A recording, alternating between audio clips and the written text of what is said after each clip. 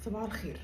النهاردة أنا هحذركم من نوعية معينة من الرجالة، علشان قبل ما تدخلوا في مرحلة حب وتعلق وارتباط وبعدين جواز وبعدين نجيب الولاد وبعدين نكتشف إن هذا الرجل نرجسي، ونبتدي نشوف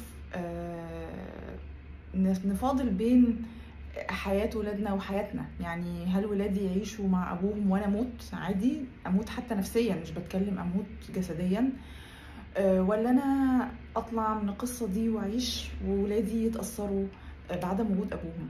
بصرف النظر عن الفكرة دي إن أنا أصلا ضدها، إن مفيش حاجة اسمها إن الأب والأم يعيشوا مش طايقين بعض أو مش عارفين يتعاملوا خالص، أو واحد منهم حاسس إنه مخنوق في مكانه، وإن الولاد يطلعوا سويين. بس ده موضوع لحلقة تانية. طيب خلينا نبتدي كده من الأول خالص. ازاي الراجل النرجسي بيحط شباكه حوالين الضحيه؟ انا مش بقول ان هي ضحيه لانها هي ضعيفه ومسكينه وما اخترتوش والكلام ده كله، لا، هي طبعا الست ليها دور في ان هي ترتبط برجل نرجسي، بس انا هقول لكم دورها بيجي ازاي، وهقول لكم ازاي تعرفوا ان الراجل ده نرجسي. بليز ركزوا علشان بجد ما تقعوش في حد عامل كده. طيب الرجل النرجسي ده رجل مش مجرد واحد اناني، او مش مجرد واحد عصبي، او مش مجرد واحد عنده مشاكل نفسيه. كل الناس عندنا شويه مشاكل نفسيه، كل حد فينا عنده شويه حاجات. انما الراجل النرجسي ده راجل خطر، راجل شرير بجد. والله العظيم يا جماعه، انا مش يعني مش بشتمه او ده حقيقي بجد. في كميه شر مش طبيعيه. ما بيشوفش غير نفسه، بمعنى مش انه بيحب نفسه، لا، هو ما بيكره نفسه، بس هو بيصب الكره والغضب والحقد وعدم الانهيومانيتي، يعني اللي هو انا مش انسان، بيصبها كلها على الناس اللي حواليه علشان ما يواجهش نفسه وما يشوفش نفسه من جوه. لان لو شاف نفسه من جوه يعني غالبا هينتحر. طيب الراجل النرجسي بيبقى عامل كده، عنده رادار. هو ذكي جدا، ذكي جدا. بيبقى عنده رادار بيكتشف بيه الست اللي هيعرف يتعامل معاها، او الست اللي صعب تكتشف ان هو شخص نرجسي وهتقع في شباكه. ايا كان شباكه دي نوعها ايه. هل شباكه دي نوعها علاقة مش تمام؟ هل شباكه دي معناها الجواز والخلفة وانه يعمل عيلة عشان يبقى منظره عنده اهداف تانية انا هقول لكم عليها برضو في فيديو تاني، مش عارفه ده هيكفي ولا لا. او ان شباكه تبقى مجرد ان واحده تسليه وتعيشه في يحب في قصه حب، ايا كان.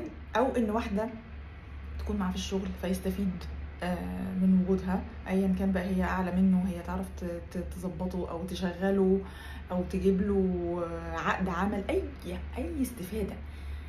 النرجسي مش هيعرف حد غير لما يكون هيستفيد منه بطريقة ما، والطريقة دي هتمتص طاقة الشخصية اللي بيعرفها.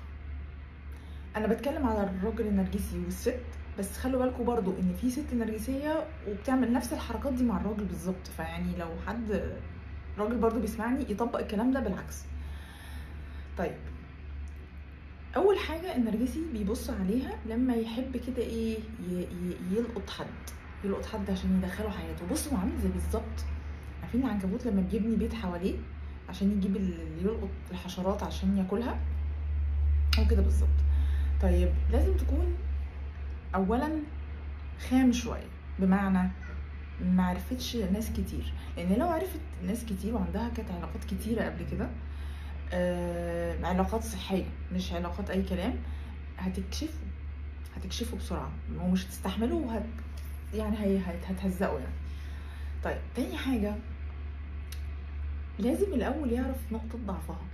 لازم، مفيش نرجسي ما بيكتشفش الاول نقطه ضعف الضحيه بتاعته علشان هي دي اللي هيلعب عليها. طب يعرف ازاي نقطه ضعفها؟ الاول هو بيبقى عنده probability كده، احتماليه ان الشخصيه دي تنفع. حس في لحظه ان هي مش واثقه في انوثتها، مش واثقه في نفسها، مع ان هي ممكن تبقى ناجحه جدا وستايل وكل حاجه، بس فيها حته كده مكسوره. حاسه ان هي بتحب تساعد الناس وبيبل بليزر، بتحب كل الناس تبقى مبسوطه، بتحب كل الناس تبقى زعلانه منها. حاسه ان هي كونفليكت افيرس، يعني هي ما بتحبش الخناقات، ما بتحبش الخلافات. لما حد بيختلف معاها بتتوتر، بتغير رايها على طول، فبتبقى دايما ايه، انا دايما اوكي، انا دايما الناس تمام معايا. حاسه ان هي مش عندها مشكله مع اهلها جامده، مش عارفه تتفاهم معاهم، فهيعمل نفسه الصدر الحنين. الكلام ده كله بيبتدي يكون عنده انديكيشن كده، ايه، دور من بعيد بيقول له تعالى نشوف الشخصيه دي عامله ازاي. طيب بيقرب منها ازاي؟ النرجسي ما بيقربش تدريجي يا جماعه، ما بيقربش تدريجي. الشخص اللي فجاه يدخلك في حياته ويحسسك ان انت الدنيا وما فيها، ويحسسك ان هو ما كانش عايش من قبلك في 3 أسابيع ولا اسبوعين، وفجاه يسمعك وانت طبعا نفسك حد يسمعك. طبيعي كلنا نفسنا حد يسمعك قوي قوي قوي، يقولك انا مقدر وفاهم قوي وحاسس بيكي، وعلى فكره انا جنبك وعمري ما هسيبك. يا حبيبي انت بقالك اسبوعين تعرفني، ليه عمرك ما هتسيبني؟ يعني ايه اللي خلانا نبقى كده؟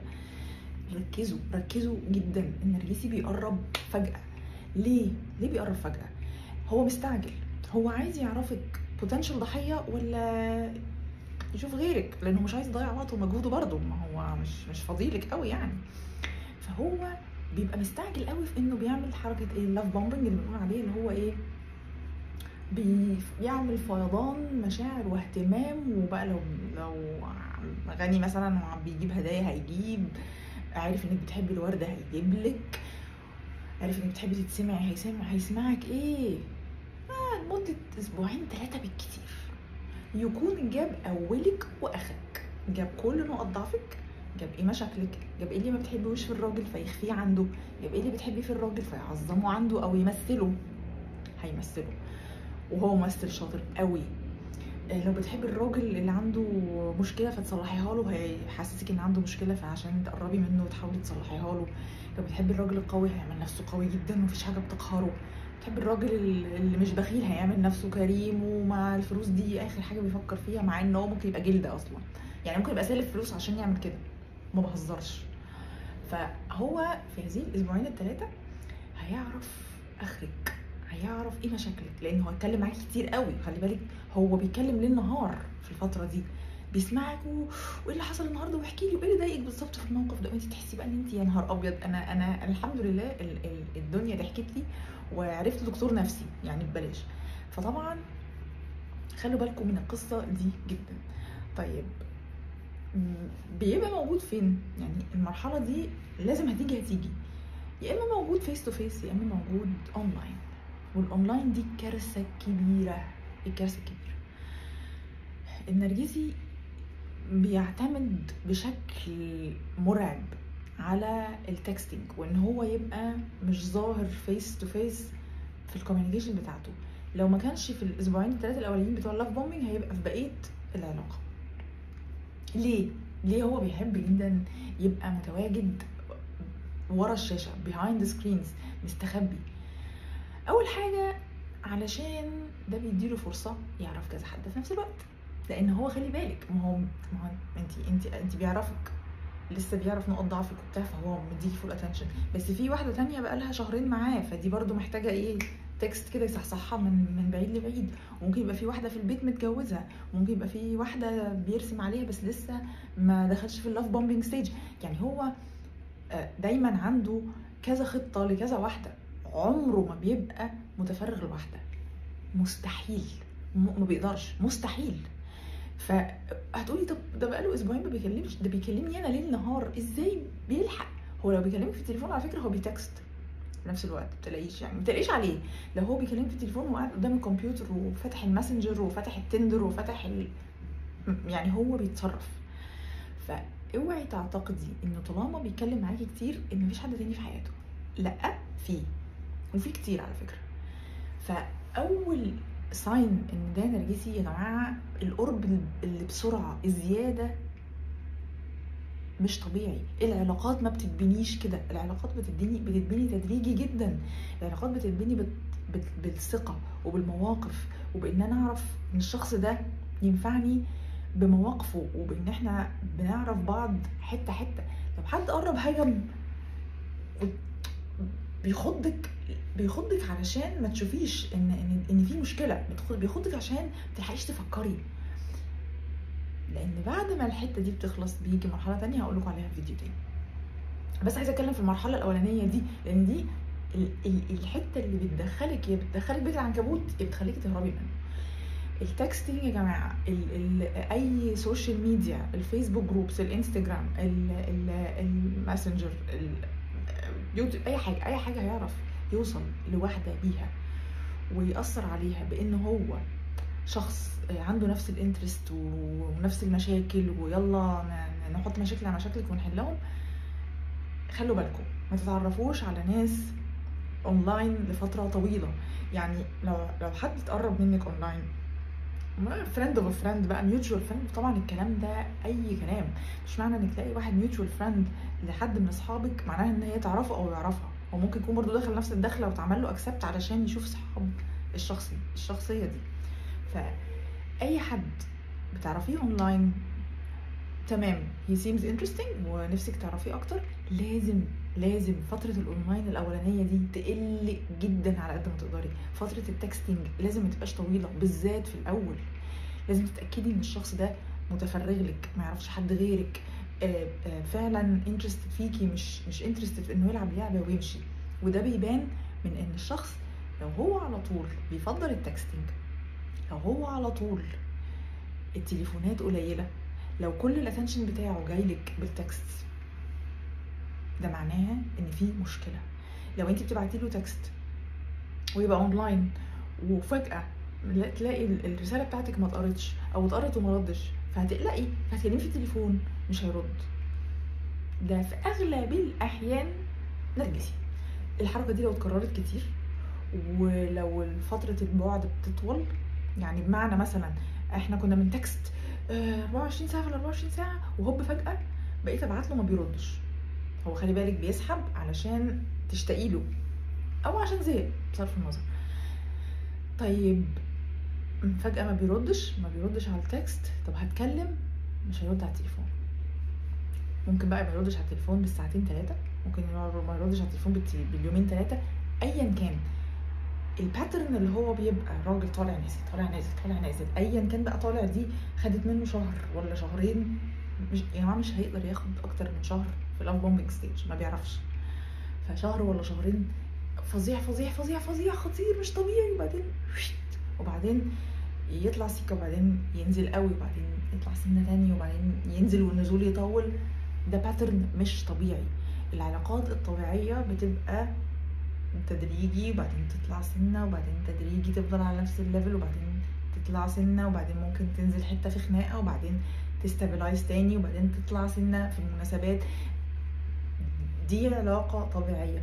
اعملوا كيرف للعلاقه، ما تسيبوش الدنيا الاتراكشن والكلام الكتير والخروج والكلام ده يخليكوا مش مركزين العلاقه ماشيه ازاي.